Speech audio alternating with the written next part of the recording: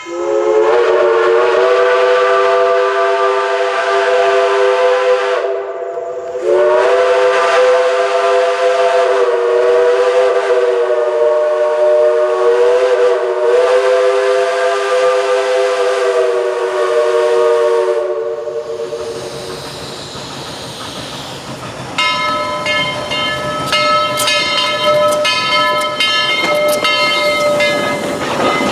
Action. I'm Seth. And I'm Roll. And Happy New Year's, everyone. 2018. Wow, who would honestly ever thought it would be 20 years since 1998? Seems like the 90s just flew by. Yeah, it seems like the 90s were just yesterday. And now we're here. It seems like high school was just yesterday. Well, let's not go into high school. Well, yeah, that's best. Forgotten memories. 2017, we started in 2016. 2016 was a good year, but 2017 was even better than 2016. It was. There was a lot going on, 2017 was a very eventful year for all of us. Obviously, our chase has improved from 2016 to 2017. We honestly got more into the chasing, and railfanning wise, I think it was amazing the amount of steam locomotives we were able to see in 2017. Got to see some new steam locomotives this year. The Norfolk and Western 611, the Frisco 1630, and the Reading and Northern 425. And I keep forgetting about the Southern 630 because it just seems like yesterday it was 96 and I was at Tennessee Valley Railroad Museum. Even though the 630 was in the shops at that point, and it was the 4501 and 610. Yeah, seeing the 630 and the 4501 was really cool. They were both really impressive. I got to see some steam locomotives I'd already seen this year. 765, Pere Marquette 1225, Southern 4501, Viscose 6, but 2017 was great. Yeah, absolutely. Along with that, we did some plane spotting videos that we had all went up. We went to the airport. We were able to see some of the Delta planes, and it was just really, really cool. Seth was saying with our railfanning and the Frisco 1630 was really cool too. Being able to see that, being able to see a big boy. Those are some really huge trains. And it's hard to believe that in 1 year, tentatively, they're expecting the Union Pacific 4014 to be up and running again. 1 year. That's coming up pretty quick. And from a plane spotting perspective, seeing a 757 and a 767 in the same year was really memorable. As much as we said the year was good, we did have some mixed moments, like we'll tell you our Midwest trip. It was just a little bit of bad planning. It wasn't a bad trip, but when I say our Midwest trip, I mean our road trip to Chicago. It could have gone better. Yeah, it definitely could have gone better. I think we all learned what we need to do for our next trip. It was a learning experience, exactly. It was a pretty good trip, but like they said, it was a learning experience. But you know what? It's now 2018, and now it's time to go over what we did last year in 2017. Except this time it's Roll here. Yeah. And we are going to do our top 5 favorite videos from 2017. I'm now going to hand this off to Roll so he can start his top 5 favorite list from 2016 to 2017. Well, because I wasn't part of Action Set Go until 2017, I'll be going over my favorite videos from 2016-17. I'm going to start my way at number 5 and work my way up. So starting at number 5 was the plane spotting at the Buffalo Airport that we did on October 21st, 2017. Now, unlike Action over here, this was kind of like my first kind of plane spotting. We had gone in at like around 6, 7, however long it was. It was just kind of seeing all the planes, and seeing the planes take off in person was really cool. So, number 4 was at the Buffalo and Erie County Naval and Military Park. We had seen 2 of the main ships. We seen the USS Sullivan and the Little Rock. We also went down to the submarine, the USS Croker. So it was just really cool with the Sullivans, kind of seeing all the history behind it, and it was very interesting to see how the 5 brothers died at the same location. It was just like something that doesn't really happen. Kind of interesting knowing about all the history and seeing all the history behind all these ships that were part of a Great War effort. My number 3 is the National Railroad Museum. This is the one we had went to just this past year. This was, like I had mentioned earlier, this is my first time I've seen a big boy. Like I said, these are really, really huge trains. It's just amazing kind of to see the evolution from what they were to like these huge steam engines, and so that was like one of my favorite parts of it. We also seen a lot of other different, trains there, but You know, it was just my favorite because this is seeing all these kind of different trains and the histories and how they've really developed over time has been, you know, really interesting. And it makes you really think about how far, you know, transportation has become, you know, from when it first started. Coming in number 2 is the Museum of Science and Industry. This was just, like, amazing. It was, like I said, giving a bunch of histories and stuff from a lot of the different trains from our solar system. It was just something that, you know, I loved going to. It was giving a detailed summary of, like, Earth, Venus, Mars, and just really interesting to see all these intricacies, you know, that go into, you know, with our science. So my favorite was the National Air Force Museum in the United States. I'd mentioned previously on my number 5 how fun it was to plane spot for the first time, but this was kind of seeing a lot of the most important aircrafts, like the B-17, the Air Force One, the plane that ended the war, the B-29 boxcar. Like I said, the similarity with all these museums is just the history behind everything. A lot of the times people just don't really appreciate it or don't really look into it. They're just like, oh, they just want the biggest or fastest thing, and they don't really care. You know, and I think that was something that even opened my eyes. Is before a few trips, I never thought anything of it, but it was just really cool to see all the history behind, like I said, the Science Museum and the Air Force Museum, and going through and actually plane spotting too was really cool. So those were my top 5 videos of 2016-17. But I do have 3 honorable mentions from 2016-2017. Number 3 would be the Viscose Company 6 Veterans Day. I went on my very first railfanning kind of trip with Seth, and I was always to a bunch of these museums and stuff, but this was my actual first time chasing, and it was just really cool. It was an exhilarating rush, you know, the smell of the smoke, just getting everything was really cool. You know, I'm a little less experienced than the 2 of them over here, but like I said, it was just really exciting. Like, it was like an adventure I never went on. So that's my number 3 honorable mention. The second one was the USS Cod. Interesting to see how the USS Cod was unmodified as compared to some of the ships that we have here, that they're all modified for museum use. It's just really cool to see how the USS Cod was in, like, original condition. My number 1 honorable mention was the Strasbourg 90. It was our first stop in our first trip. The reason why it has the honorable mention is it was my first train ride. Probably crazy to say that, but it was kind of my first train ride, kind of seeing everything, and definitely my number 1 honorable mention. Alright, I'm gonna hand it up to Seth for his top 5.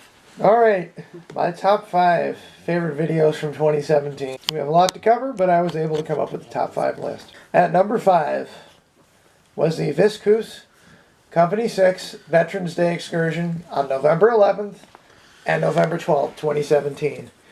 Now, when the Buffalo, Cattaraugus, and Jamestown Scenic Railway originally announced that they were going to be having Veterans Day train rides, I was very excited because I saw the route that they were saying they were going, and they were saying the train would be going from Hamburg to Eden. I was hoping that the 6 would pull the train into the Eden Depot. I also was expecting one of the Buffalo Southern diesels, whether it was 5010, 1847. On the first weekend of Viscose excursions, they had the Buffalo Southern 100. I was very surprised when I saw that morning the Viscose 6 coming down alone, and it was then that I found out the Viscose 6 was going to be pulling the train solely, that it would push the train all the way to the Eden Depot and back to the Scott Street Depot in Hamburg. What was amazing about both of these days was the fact that, well, it was very similar to the Christmas excursions, except it just went farther. The Viscose 6 went into so many field areas of Eden.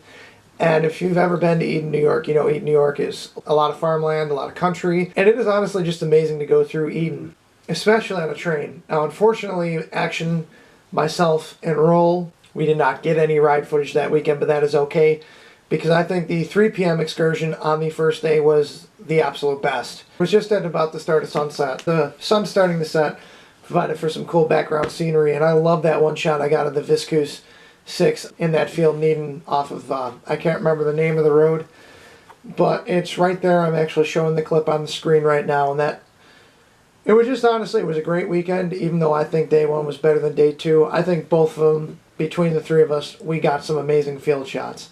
My number 4 pick would have to be the Museum of Science and Industry. One of the reasons I wanted to originally go to the Museum of Science and Industry was the fact that they had the U-505.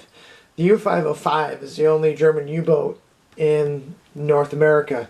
It was captured by the Americans at the end of World War II, and they even had a tour on the submarine. Now, granted, it's not like the USS Croker or the USS Cod where you could self-guide yourself. This, they actually have a guide on there. It was one fantastic tour, and like the USS Cod, you get a sense of how cramped it was in there. But the U-505 was not the entire reason the Museum of Science and Industry was great.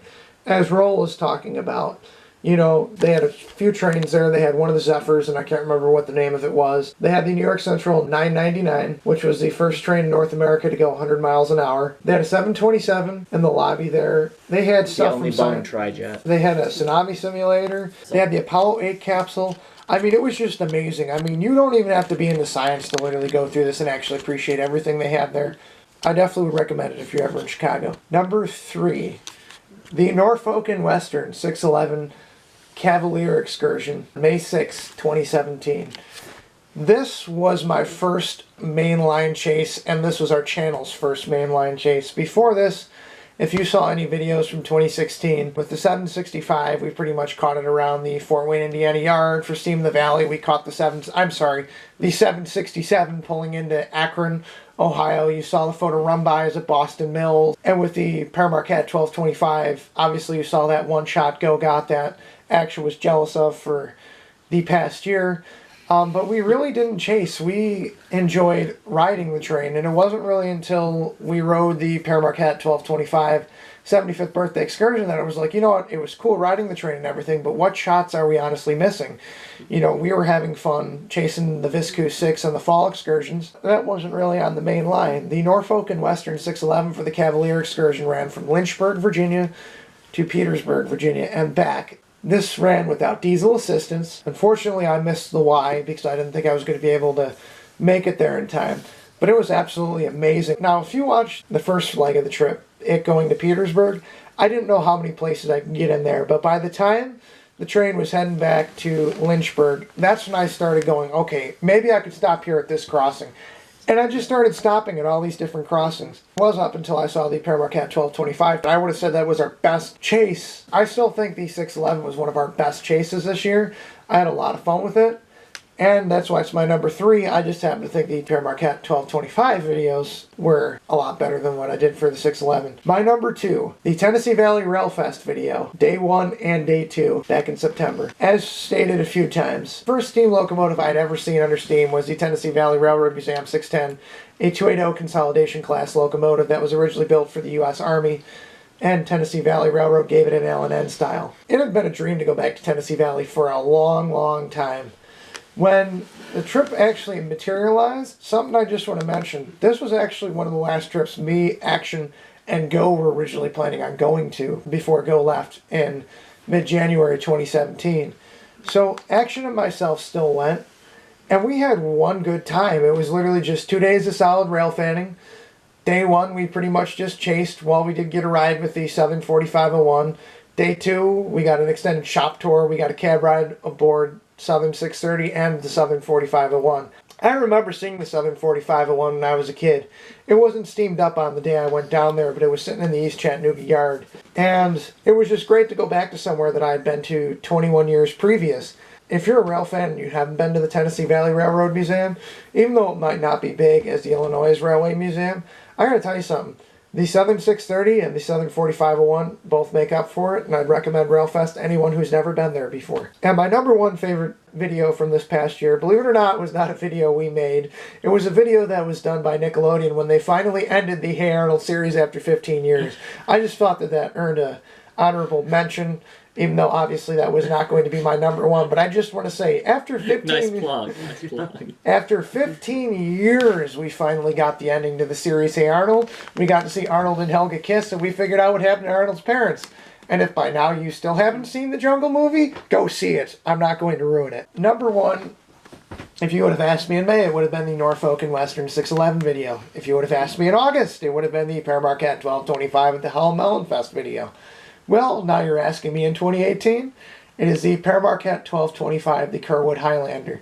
Now, originally, if you would have asked me, how could anything have topped the Howell Melon Fest this past year, I would have told you nothing. The Howell Melon Fest was a place we revisited as a channel this past year because last year, myself and Go went and we rode behind the Pere Marquette 1225, and we got that one shot because Go opted not to chase because he wanted to go home. So we instantly knew from the get-go, me and Action did, that we were going to go back out there and chase the Pere Marquette 1225 through Howell. We did a pretty good job. I mean, we caught the ferry move at 2 different locations, which is all we set up to do. We caught the Pere Marquette 1225 at multiple different locations all day long, and I don't think there was a bad shot that day. That was our first pacing footage. I mean, you name it, we pretty much did it in Howell. How was the Kerwood Highlander better, I suppose you're asking? Well, the Kerwood Highlander ran, I won't say exactly like the 75th anniversary excursion, but it ran on a shorter route. This time it ran from Alma to Owasso. I got to see the 1225 turned around on a turntable, which was awesome. This time, even though diesel was hooked up, diesel assistance was not used. It was only there for the ferry moves because it was easier for them to put diesel on the back of the train and pull it back to Owasso and pull it up to Alma instead of having the 1225 go on the Y. I caught the Pere Marquette 1225 multiple different times across the day. I caught the famous Carland elevator shot. I caught the engine in Ashley. I caught it in Owasso. But it was so cold that day, the Pere Marquette 1225 really put on a show. It was awesome to chase across the countryside. You know, I even got a shot at dusk of the Pere Marquette 1225 pulling back into Alma. It was just a great day. It ran exactly 2 hours each way. It ran 2 hours to Owasso, a 4-hour layover, and 2 hours back to Alma. I caught it in every spot I possibly could, and it was absolutely amazing. I don't think anything could top the Kerwood Highlander from my experience from this past year. My top 3 honorable mentions. Number 3 would be the Reading and Northern 425 Railfan Special Fall Foliage Excursion. That was literally added on last minute through a few cancellations. Originally we were supposed to see the C&O 1309 return to Steam, which I'm sure Action will remind you too. We were supposed to see that, and unfortunately that didn't materialize. It's good getting to see the Light Pacific. It impressed me a lot more than what I thought it would have. And there was another good chase. When everyone tells you that the 425 is one of the loudest engines out there, they're not kidding. It really put on a show. I would go back and chase Reading and Northern 425. My second honorable mention would have to be the Nickel Plate Road 765 Steam in the Valley 2017. Action, myself, and Go all went together last year.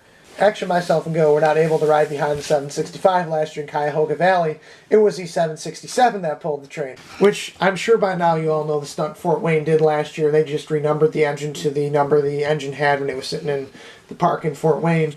So I wanted to chase it. But then I realized that chasing in Steam in the Valley is not as easy as, oh well, the Howell Melon Fest, Arcade Natica, and the 611. It actually is quite hard if you don't know what you're doing. You can get stuck quite easily because of the pacers on Riverview Road, but amazingly, I did still end up with probably about 7 shots of the locomotive. My number 1 honorable mention from this past year, in case you didn't guess it, the Pere Marquette 1225 at the Howell Melon Fest for all the reasons I listed above.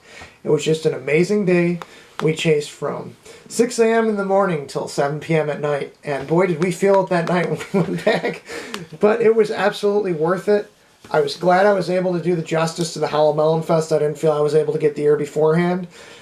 Not saying that I didn't have fun the year beforehand, but this was its second public appearance after the Hands on the Throttle event that took place the day beforehand, which we missed.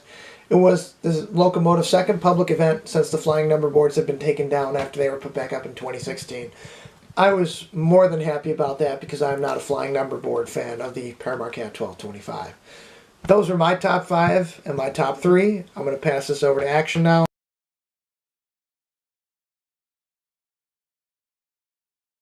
Okay, starting off my list, number 5 has to be the Tennessee Valley Railfest, day 1 and day 2. That was my first time seeing a steam train double header, and it was pretty impressive. When I saw them come out of the woods, there was a point where I heard the 2 whistles in stereo, which I thought was amazing.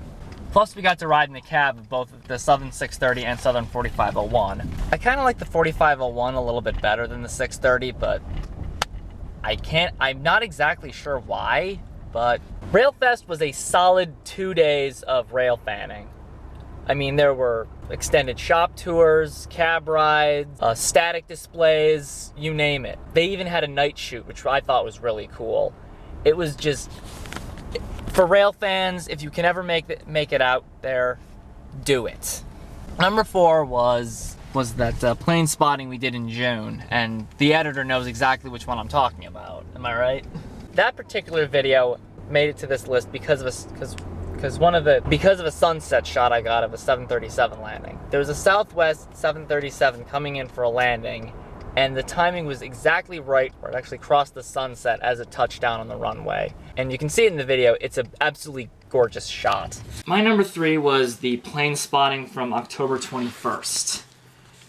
It was a sunset and night shoot. Night at the airport is one of the coolest places to be because you can see the lights of the runway, the airplane landing lights, the lights from the airport. It's just very brightly lit up. And the reason this was number 3 was pretty much for 1 or 2 shots, and that is the shots I got of a Southwest 737 taxiing to its takeoff position. Because unlike some of the other planes I've seen at Buffalo Airport, it had its entire cabin lights lit up in one unbroken strand. Plus it had the tail lights that illuminated the tail fin. And just seeing this thing come by at night was absolutely phenomenal. My number 2 was another plane spotting video from, actually it's our first of the year, from January 2nd. And the reason I picked this one was because I got to see for the first time a 757 take. And if you've never seen a 757 take off, they are pretty impressive in person. You wouldn't think a 757 is that big, but taking off from Buffalo Airport, it's easily one of the bigger airplanes that are there. And they actually used a different runway. And the cool part about this one is they used a different runway, so I got a different angle of the planes taking off and landing. And when this 757 took off, I didn't see it from behind like I usually do at Buffalo Airport. I actually got to see it from the front. And of course, my number 1 video for the past year was the Pere Marquette 1225 at the Howell Melon Fest. And Seth can attest to this as well. This has to be one of our most intense chases that we did this year. It was. It was the most intense I was on. I'm not sure about the ones. I'm not sure about Steam in the Valley. That's all I'm going to say. I haven't experienced Steam in the Valley just yet, but yes, you have. You rode behind the Steam in the Valley last year. We got up at 4:50. Drove our butts down to Owasso and actually caught the ferry move to Howell. And we didn't stop chasing this thing until 7 in the evening. I was going to try and catch a shot of it, which I wish I would have gotten kind of at that type of light of the day. But at the end of the day, we were just so tired, and we were just kind of like, all right, we got everything. Exactly. We pretty much went all out, and the number of shots we got were absolutely amazing. I mean, we got overpass shots, field shots. We even got a pacing shot on its way back to Howell. That was probably one of my favorite shots we got. Just sitting in the car, Seth driving, me operating the camera. It just turned out perfect. I think I almost broke my camera with that particular chase.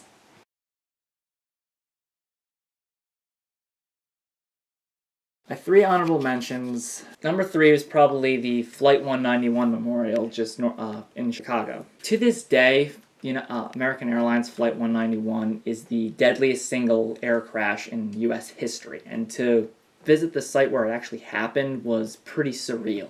Number 2 was, of course, the Museum of Science and Industry, because, as Seth was saying, there was just so much there. If you're ever in Chicago, go check it out. You can actually walk through the 727 and see the Apollo 8 capsule, which was the first manned mission that orbited the moon. Just a lot of other really, really fascinating stuff. And seeing the U-boat was absolutely fantastic, because you really do get a sense of just how cramped it was in there. Imagine living in that 500 meters underwater. And my number 1 was the Viscose Company 6 Fall Excursions, October 15th, 2017. This one, we actually got a pacing shot of the number 6, which I didn't think was going to be possible, but we actually pulled it off, and it looks pretty damn good. All right, so 2017, I think I speak for all of us. 2017, I think, was honestly a great year. I don't think we could have asked for a better year. And at the end of here, you'll see what our favorite shot from the year is. It's another Pere Marquette 1225 shot. Yeah, I just want to honestly thank everyone who's followed us on Instagram and Twitter, liked us on Facebook. Subscribe to us on YouTube. Expect some more Railfanning content in 2018. Exactly. Expect a lot more plane spotting content. Yeah, absolutely. Now that we're all involved in plane spotting and other cool stuff, 2018 is going to be our best year, I'm sure of it. Well, I don't think anything can top 2017. I don't know. but I don't know. We upped our game in 2017. Let's see if we can do better in 2018. anyhow, I'm Action. I'm Seth. And I'm Roll. And Happy New Year's! Alright, so this is Seth. And Action. And while this might seem out of place, it really is, because we recorded the New Year's video a few weeks back. Or because We like to be prepared. And, well, this was a little bit unprepared, but I think it does deserve an honorable mention between me and Action. As you're seeing the clip playing over the screen right now, it is of a Delta 747 taking off at the Buffalo Airport. The last time I knew of one at the Buffalo Airport was when I was chasing the Pere Marquette 1225 on the Kerwood Highlander excursion. You have anything to say about the 747? At the moment, I just wish I was there. Unfortunately, I had other plans and wasn't able to make it up there. But watching the video clip, it is an absolutely gorgeous airplane and will be missed on the domestic routes. However, I think there's still a couple airlines that are operating them. KLM, British Airways, I know still operate them. So, any plane spotters out there, fear not, the 747 is not gone yet. The only plane I ever really knew anything about, other than, you know, like the World War II ones like the B-17, B-25, B-29, and a few others, was the 747 because of the movies Airport 1975 and Airport 77, which I think are both fantastic disaster movies. So, seeing one in person, I just cannot get over how big it was. And as you see in some of the clips, even though I did not capture it that well, but if you see from other people's video, because of the snow we had, it really picked up the snow. It was absolutely freezing outside, but it was worth it just to catch that 747 takeoff. Also, my camera batteries almost died. But anyhow now, enjoy what we think is the best clip of the year.